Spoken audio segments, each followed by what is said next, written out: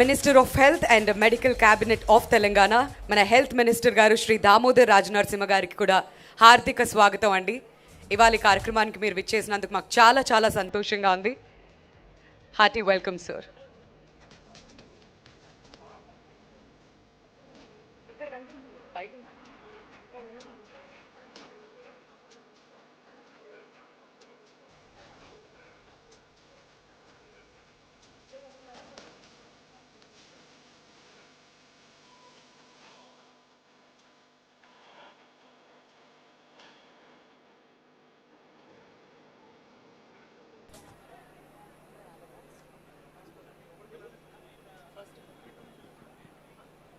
Hello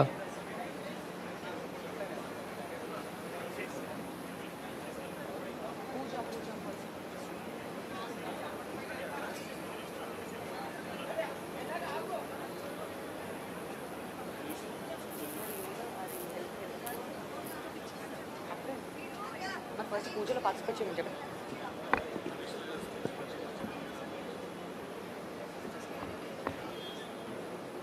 check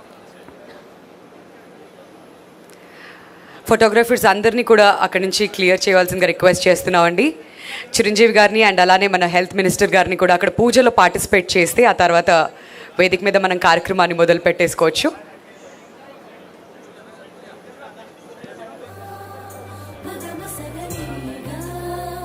ఓం సరగరంభ్యాం నమే సరస్వతి వాదల్ వాదనీపతే దీనామామిత్రే మత ఓం శ్రీ మహాసరస్వతే నమః. సరగరంభ్యాం నమః. ఫోటోగ్రఫర్స్ క్లియర్ చేయాలండి దయచేసి.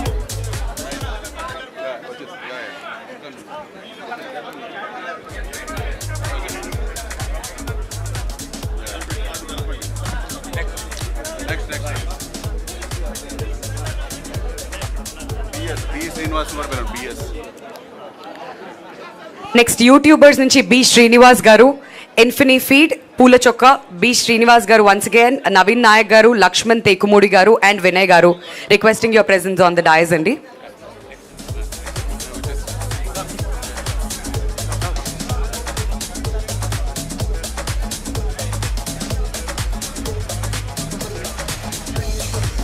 అండ్ ఇన్ఫ్లుయెన్సర్స్ కేటగిరీలో హర్ష గారిని కూడా స్టేజ్ మీద జాయిన్ అవ్వాల్సిందిగా రిక్వెస్ట్ చేస్తున్నాం to collect your health cards. ఇది ఫస్ట్ రౌండ్లో 1000 మెంబర్స్కి మేము ఇస్తున్నామండి. ఆ తర్వాత ఇంకా 2000 పీపుల్కి కూడా రీచ్ అవ్వడం జరుగుతుంది. అండ్ అతి త్వరలోనే భారత్ డిజిటల్ మీడియా ఫెడరేషన్ కూడా స్టార్ట్ అవబోతుంది. ఆల్రెడీ శ్రీరామనవమికి అనౌన్స్ చేశాం. మరి అయోధ్యలో ఆ ఈవెంట్ కూడా ఉండబోతుంది. అది కూడా అంతే సక్సెస్ఫుల్ అవ్వాలని చెప్పి మేమంతా కూడా మనస్ఫూర్తిగా కోరుకుంటున్నాం.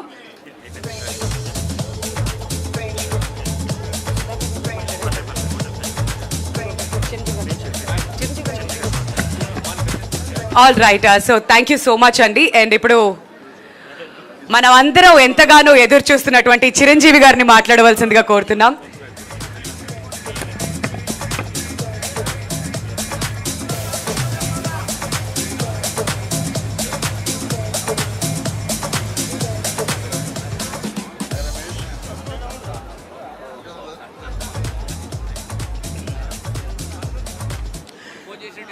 యోధా డయాగ్నోస్టిక్ సెంటర్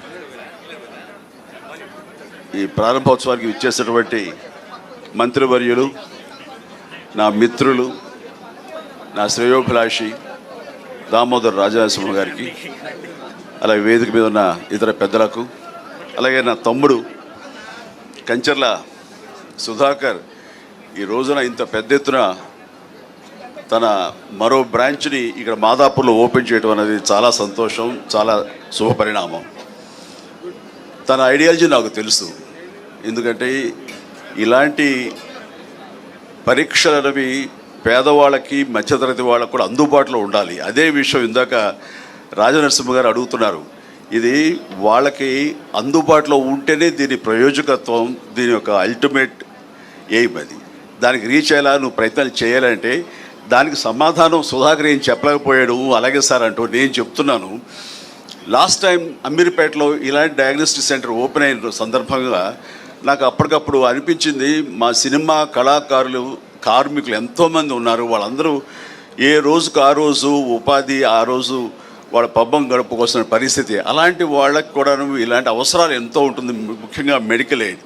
నేను స్టేజ్ మీద ఇలాగే మాట్లాడుతూ అప్పటికప్పుడు సుధాకర్ నువ్వు రమ్మనగానే వచ్చాను, కానీ వచ్చిన పర్పస్ ఏంటంటే నేను అడగాలనుకున్నది మా సినిమా కార్మికులకు ఏదైనా వెసులుబాటు ఉందా, ఏదైనా సరే ఇంత హై ఎండ్ ఈ మెడికల్ టెస్ట్ సంబంధించిన ఏమైనా సరే మాకు అందుబాటుకు రాగలవా ఇవ్వగలవా అని అడిగాను. ఖచ్చితంగా ఇస్తాను చెప్పండి అన్నయ్య అని అన్నాడు. నన్ను అన్నయ్య అని పిలుస్తాడు, నా తమ్ముళ్ళు అంటున్నాడు కాబట్టి.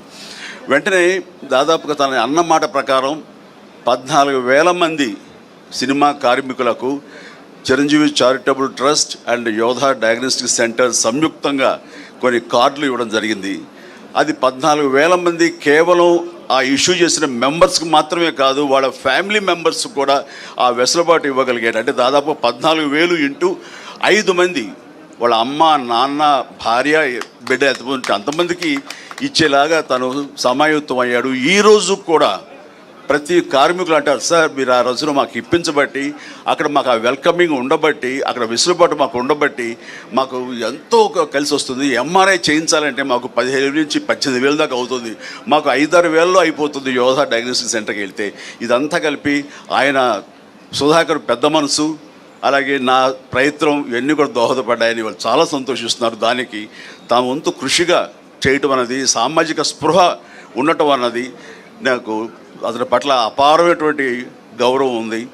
అండ్ ఇందాక మన మినిస్టర్ గారు అడిగిన దానికి సమాధానం ఇదే సార్. ఆ రకంగా సామాజిక బాధ్యత వహించి తను ఇలాంటివి కల్పించాడు. అందుకని అలాగే ఇక్కడ కూడాను ఈ రోజున మన ప్రసాద్ గారు ఉన్నారు, ఆయన ఆధ్వర్యంలో డిజిటల్ ఫెడరేషన్ ఉంది. వాళ్ళకు కూడా యూట్యూబర్స్ కానివ్వండి, ఇతర ఇన్ఫ్లుయెన్సర్స్కి కార్డులు అందజేయడం అనేది ఇది చాలా చాలా శుభ పరిణామం, చాలా మంచిది.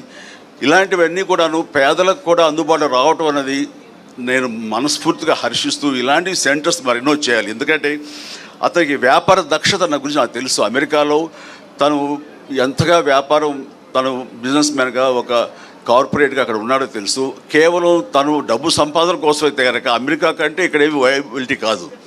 అలాంటి అమెరికాని కాదనుకుని అక్కడి నుంచి ఇక్కడికి వచ్చి ఈ రకమైనటువంటి ఒక సహాయపడాలి సమాజానికి, తనంతో బాధ్యతగా ఇవన్నీ కూడా పెడుతున్నాడంటే ఇందులో కమర్షియల్ వయబిలిటీ కానీ కమర్షియల్ మైండ్ లేకుండా పోలేదు, ఉంది. But at the same time కొంత పర్సంటేజ్ పేదల కోసంగా కూడా ఇవన్నీ అందుబాటులోకి తీసుకురావడం అనేది మనస్ఫూర్తిగా నేను హర్షిస్తూ అభినందిస్తూ ఇలాంటి మరెన్నో సెంటర్స్ ఇంతే సక్సెస్ఫుల్గా చేయాలి, మీ అందరి బ్లెస్సింగ్స్ తోడని కోరుకుంటూ నా తమ్ముడికి మరొకసారి నా అభినందన తెలియజేస్తాను. God bless. Thank you so much. కొసమెరుపు మన సినిమా కార్మికులు చాలామంది అమీర్పేట దాకా వెళ్ళి అక్కడ మాత్రమే చేయించుకోవాలన్న భావంతో ఉన్నారు.